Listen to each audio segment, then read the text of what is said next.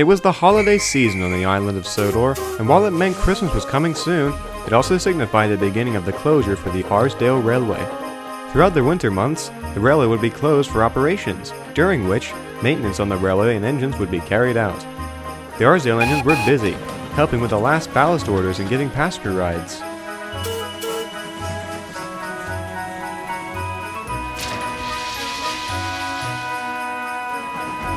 By nightfall each day, the engines were worn off their wheels, especially Mike.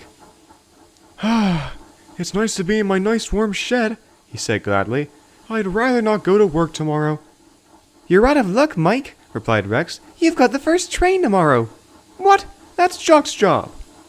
I got put on an emergency assignment up at the mines tomorrow, explained Jock. And you weren't busy, so... Preposterous! I cannot believe this is happening. Pipe down, Mike, said Frank. I wanted to be warm, but your anger will melt all the snow away. I would appreciate it more than being stuck in a shed for months. Why do we need to close again? Asked Sigrid. Shouldn't the big railway close too? We close because we are more of a tourist attraction railway, and since our main work at the ballast mines halts while they close for the winter, and unlike the big railway, where they have plenty of work in the winter, we take the winter time to repair any issues on the railway. That's when it's my time to shine. Good thing it's the winter, so no one can see how ugly you are. Ugly? Gosh, they should paint you green again. Maybe then you'd be as polite as Rex.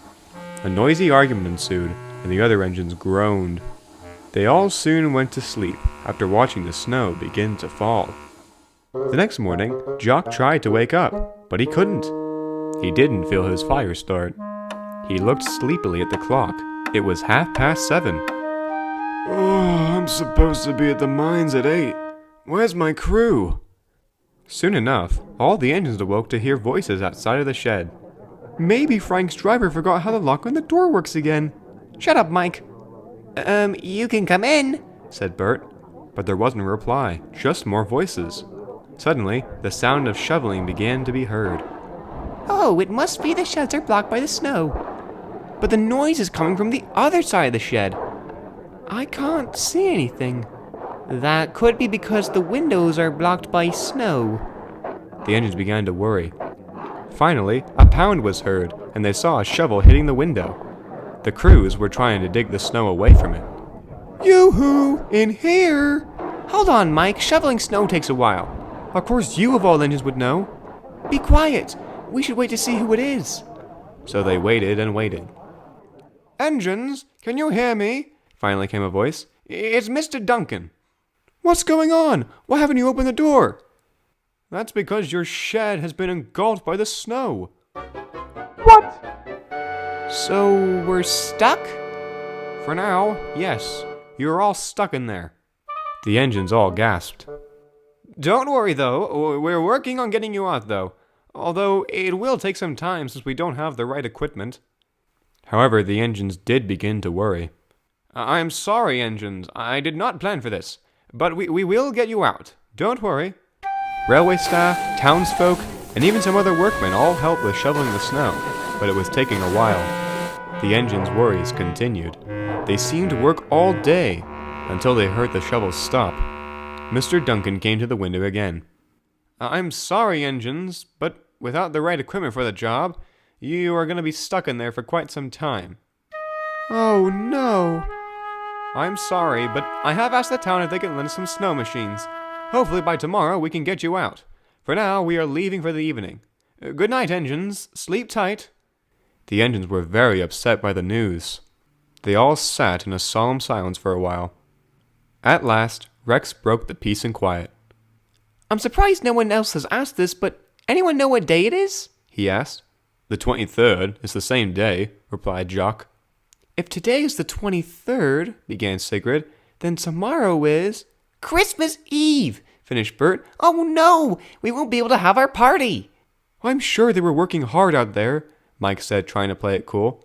Mike, I don't think you realize how hard it is to work with snow. You of all engines would know. You already used that line. It's a good one to use again. Besides, staying in here with you all day has reminded me how ugly you are. Ugly? Mike, look at you. No one likes the color red. I mean, I do. Quiet back there, Sigrid. Let me prove my point. Mike, Frank, enough! Rex had finally snapped.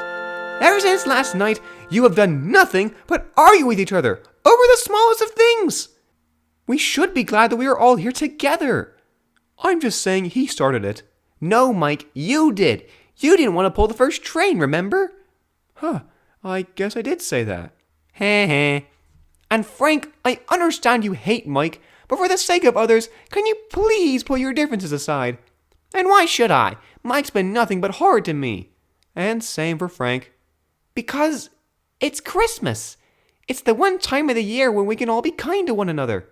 We can all come together, whoever we are, whether we are a Mike, a Bert, a Sigrid, or even me.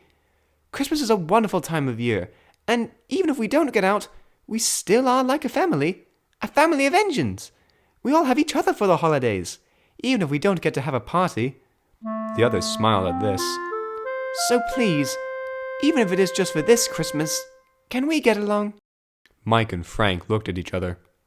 I guess just for this Christmas we can get along together. Mike?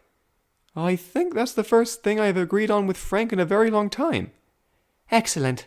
Thank you. I know we all appreciate it. And for the first time in a long time, the Arlesdale engines came together for a nice chat.